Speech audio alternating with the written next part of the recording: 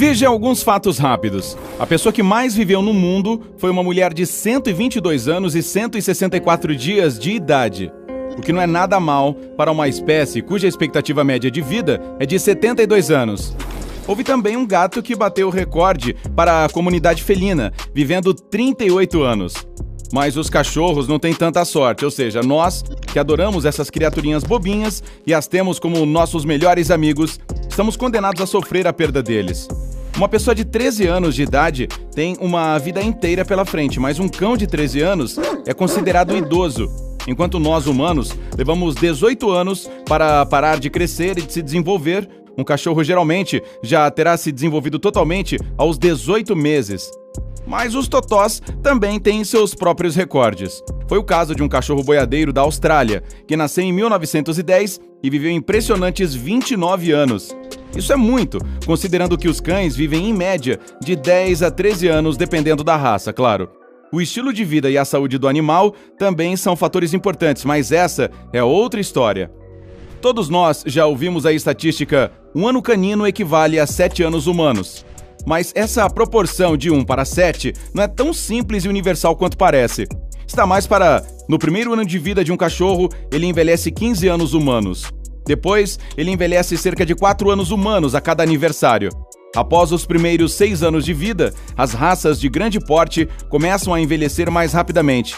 E isso ajuda a explicar por que um dog alemão parece ter mais idade aos 10 anos, mas um chihuahua pode dobrar esse número. A pergunta que não quer calar é: por quê? Cientistas vêm tentando desvendar isso há décadas. Tanto o fato de as raças maiores viverem menos, quanto a expectativa de vida dos cachorros em geral. O que define esses limites? E por que os gatos vivem mais que nossos amigos caninos? Essas perguntas foram feitas por Aristóteles lá atrás, nos tempos antes de Cristo.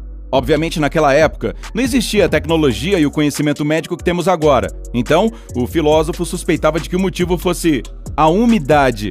Ele acreditava que os elefantes, por exemplo, viviam mais do que os ratos porque tinham mais líquido no corpo.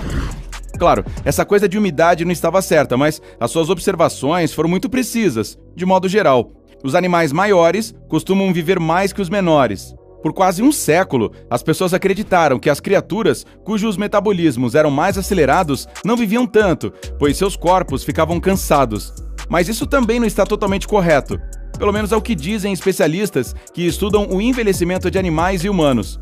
Vamos pegar os papagaios como exemplo. Os corações deles batem até 600 vezes por minuto, mas eles têm uma expectativa média de vida de 20 a 50 anos. O tamanho deles tem muito a ver com isso.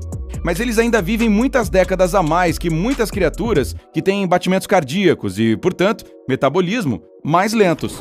Outra teoria que explica por que alguns animais vivem menos tem a ver com os radicais livres. Se trata de toxinas do nosso meio ambiente, às quais ficamos expostos diariamente. Com o tempo, elas danificam as células e causam o envelhecimento. Então, se pensarmos nos animais maiores, que possuem muitas células nos corpos, eles não sentem os efeitos colaterais desses radicais livres de forma tão dramática quanto os animais menores e com poucas células sentem. A vida prolongada de espécies maiores pode ser simplesmente resultado da posição que elas ocupam na cadeia alimentar. Vamos pegar os elefantes e baleias, que pertencem ao grupo das maiores criaturas do nosso planeta. Esses demoram mais a crescer, pois provavelmente ninguém se atreveria a atacá-los, certo? Enquanto os ratos e outros animaizinhos, que são presas fáceis, geralmente vivem em ritmo acelerado. Eles se apressam para crescer e reproduzir o quanto antes, para que a espécie deles não entre em extinção. Tá legal, mas esses são animais que vivem no meio selvagem, e não em casas aconchegantes com pessoas cuidando deles. Então, por que os cães não vivem por mais tempo? Bem, primeiro, os cachorros nem sempre foram nossos pets, mas temos uma longa história juntos. Os humanos e os cães são amigos há milhares de anos. O DNA sugere que os lobos e os cães se separaram há cerca de 100 mil anos. O registro mais longo, que mostra que os cachorros foram domesticados, data de 14 mil anos atrás. Então, não é que começamos essa relação levando lobos para casa. Nós amamos tanto nossos novos amigos que até os pintamos em algumas cavernas da Arábia Saudita 10 mil anos atrás. Mas alguns cientistas acreditam que domesticamos nossos amigos peludos muito antes disso. Será que é por isso que eles não vivem muito? Nós os mimamos demais com o conforto da vida doméstica?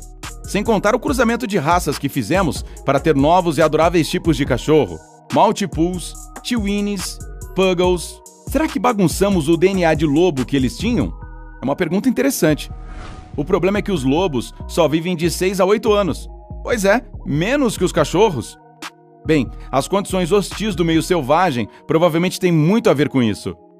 Existe uma teoria que sugere que os cães não vivem tanto porque eles são sociáveis demais.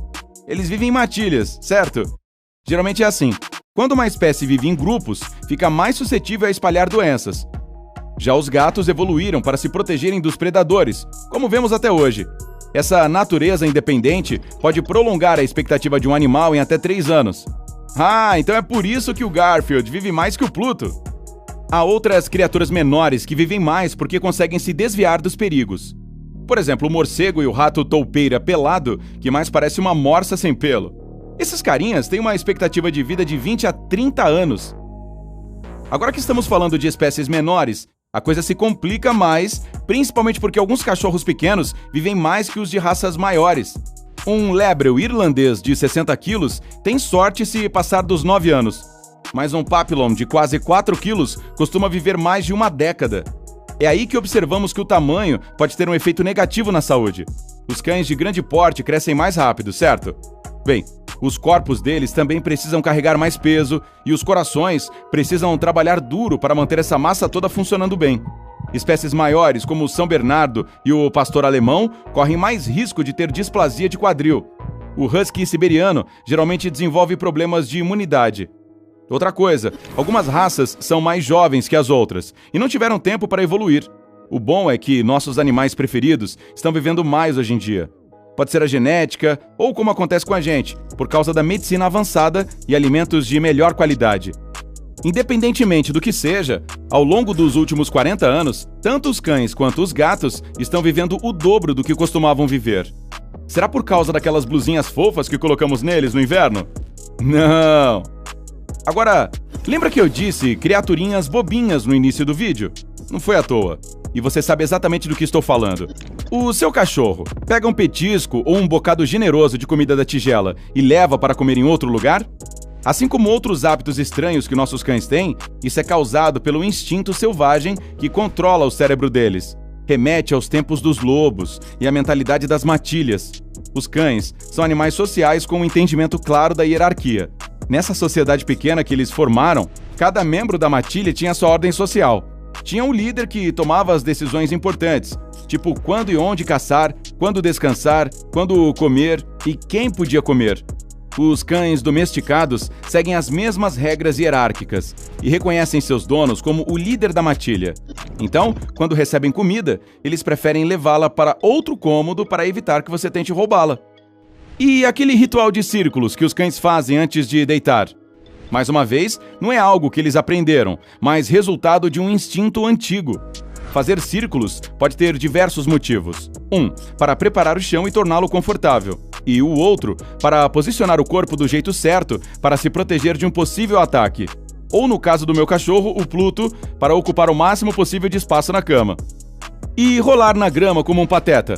Há diversos motivos para isso. O primeiro é porque a grama é legal e macia e a sensação é agradável. Até eu faço isso. O segundo é para se livrar da sujeira e de qualquer coisa que esteja agarrada aos pelos. A grama é uma ótima escova. Mas a terceira é uma que você pode não imaginar enquanto olha para o seu pequeno Yorkie rolando para lá e para cá no jardim. É o DNA predatório deles. Quando os cães farejam alguma coisa na grama que podem caçar, eles usam a grama para camuflar seu próprio cheiro e enganar suas presas, na maioria das vezes. Porém, eles fazem isso por instinto e depois se esquecem da presa. É cada maluquice que esses cachorrinhos inventam, é impossível não amá-los. Ei, se tiver aprendido alguma coisa nova hoje, curta este vídeo e o compartilhe com um amigo. E aqui estão outros vídeos que podem lhe interessar. Clique no da esquerda ou no da direita e junte-se a nós no lado incrível da vida.